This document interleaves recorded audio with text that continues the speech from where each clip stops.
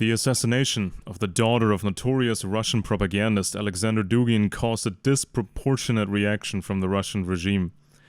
Instead of playing it low-key, as we have seen with many colonels and generals who died in Ukraine, the government turned this into a really big deal. Even though Daria Dugin was barely known, unlike her father, the likely target of the assassination. If a relative of someone who only talks for a living gets killed on Russian soil, the terrorist effect is relatively high. The many government minions are all asking themselves whether they are next, and it is highly impractical and prohibitively expensive to shield them all, like the very highest officials. Plus, a myriad of conflicting speculative narratives can be spread to sow confusion. Can Ukraine pull off ops like this?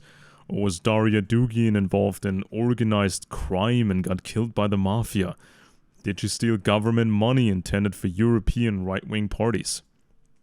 Dugin and his daughter are very interchangeable for Russia because anyone can deliver those same talking points in the esoteric philosophical nonsense after some coaching. Dugin was born in Moscow into the family of a colonel general in the Soviet military intelligence. Alexander was lacking the discipline of his father and therefore was not a classic career type for the GRU service. He probably does contract work for the intelligence and military community, mainly supplying esoteric rationalizations for the standard basic Russian imperialism. This turns into a roundabout once his literature gets disseminated among military and intel circles.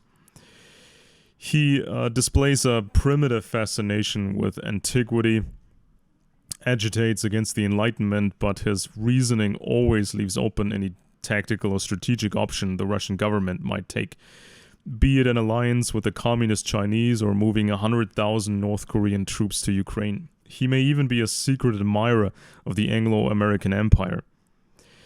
He has probably not understood that the old nobility was not removed from power by the Enlightenment movement. Part of the old nobility controlled the Enlightenment because the world was entering the age of science, and the old type of an empire had no future. They needed science, industry, production. The British Royal Society became the master of science, while the sister organization Freemasonry was the tool for controlled enlightenment. Signs of decay and degeneracy, which Dugin sees everywhere in Western societies, are not just collateral damage of Anglo-imperialism and surely not proof the West is losing. Anyone who does not belong to at least the top 10% is not supposed to form meaningful dynasties and accumulate large assets. This ratio was the same in antiquity and the Middle Ages. Dugin is probably a secret admirer of the Anglos. The leadership of the Anglos are white, ethnic, Germanic, or Nordic people. They are true to the spirit of antiquity. Dugin doesn't seem to grasp the possibility of a triple superpower cartel. He's really just a standard pseudo-philosophical, pseudo-academic imperialist.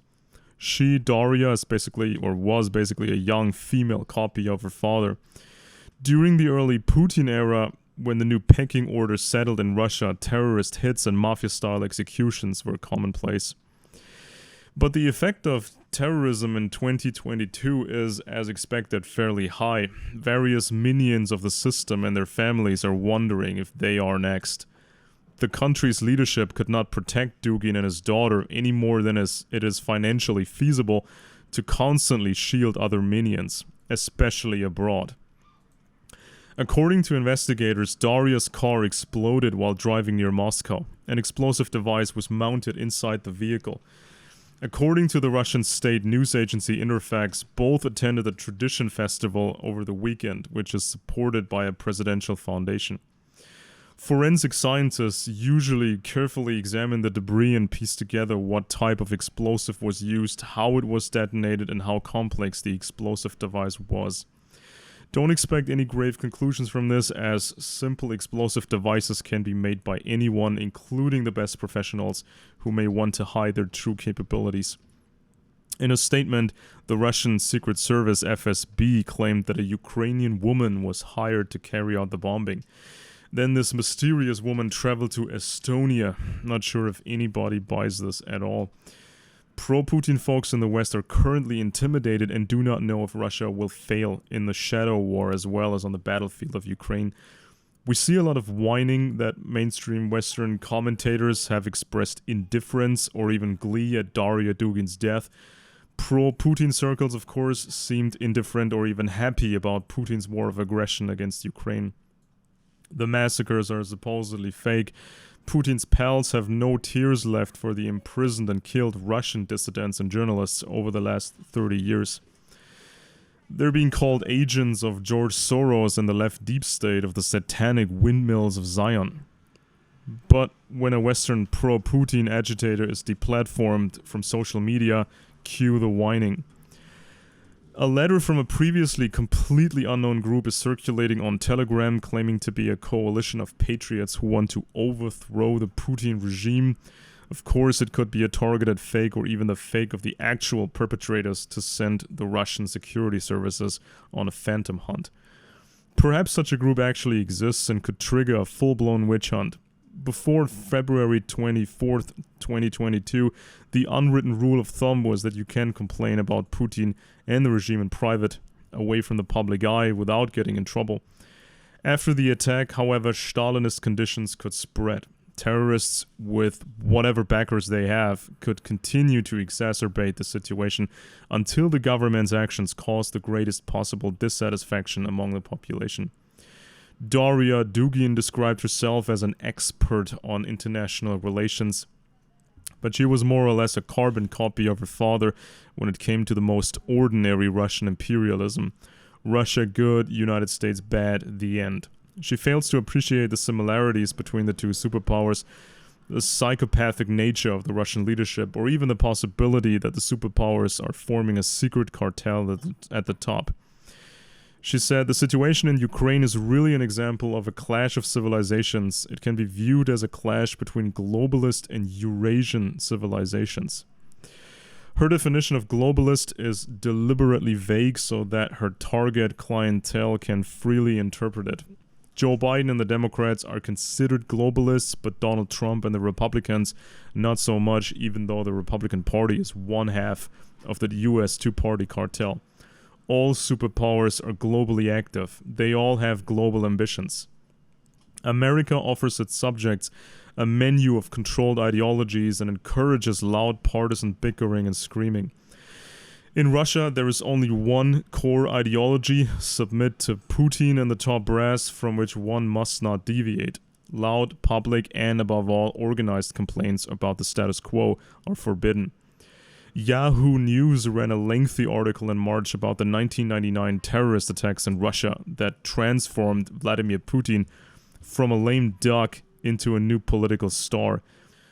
Similar to what happened in the United States after September 11th, 2001, a war on Islamic terror began, including a terrorist prince in propaganda videos with a camouflage jacket and a Kalashnikov rifle. Alexander Litvinenko, the rebellious Russian FSB intelligence officer who defected and was assassinated with radioactive materials in London in 2006, referred to the notorious al-Zawahiri as Moscow's man in Al-Qaeda.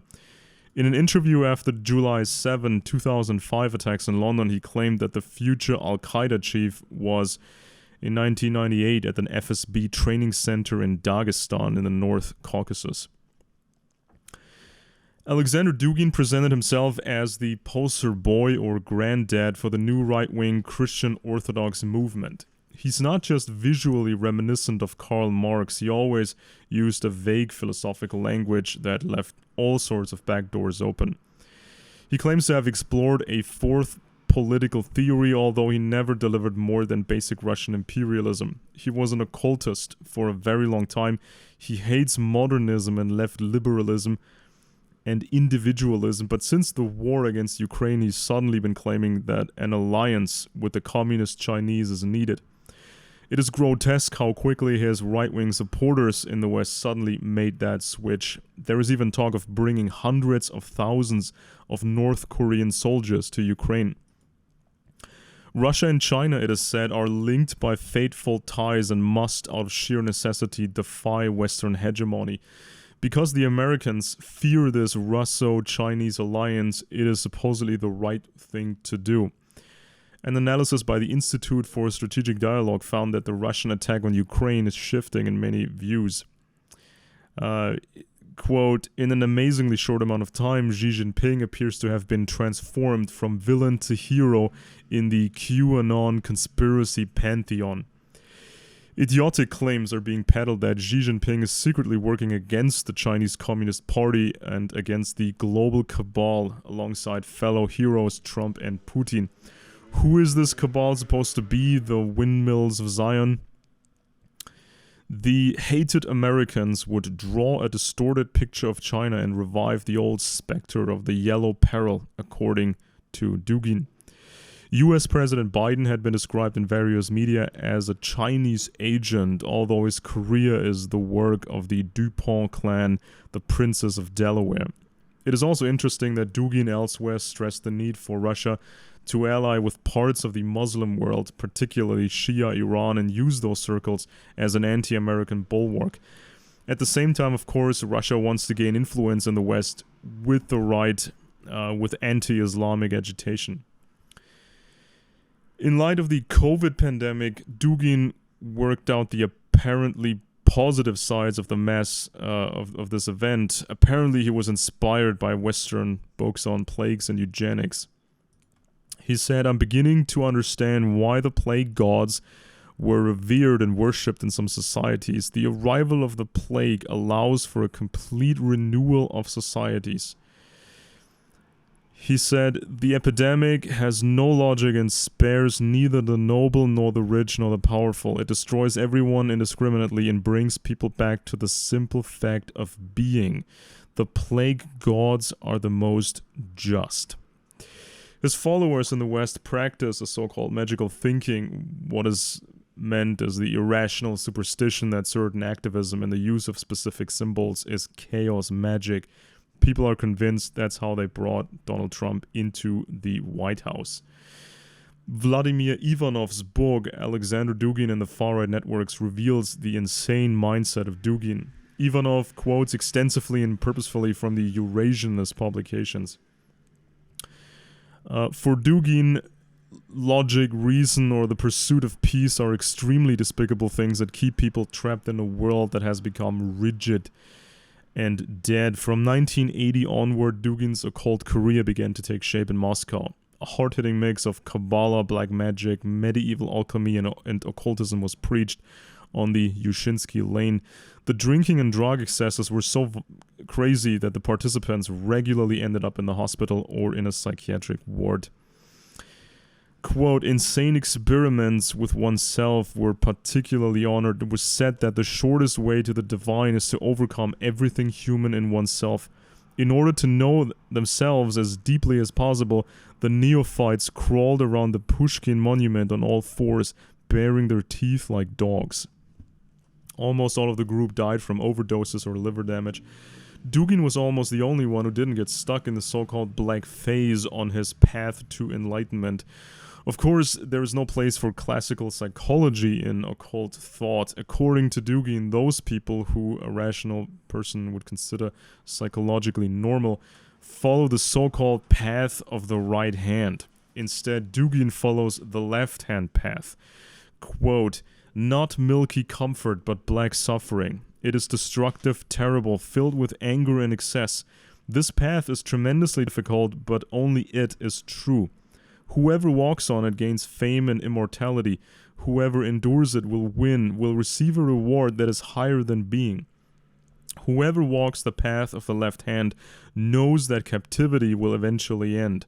The dungeon of matter collapses, turning into the heavenly city. The circles of initiates passionately prepares the longed-for moment, the moment of the end, the triumph of total liberation. He thinks that Marxist heroic figures all possessed ancient occult knowledge and acted according to the left-hand path. Quote, threads of ancient knowledge are drawn to Marx, to Nikhaev, to Lenin, Stalin, to Mao, to Che Guevara. The wine of socialist revolution, the joy of rebellion against the forces of destiny, the holy berserker rage for the destruction of what is black to acquire a new unearthly light. If this all sounds to you like average black metal lyrics, it's because there is little difference.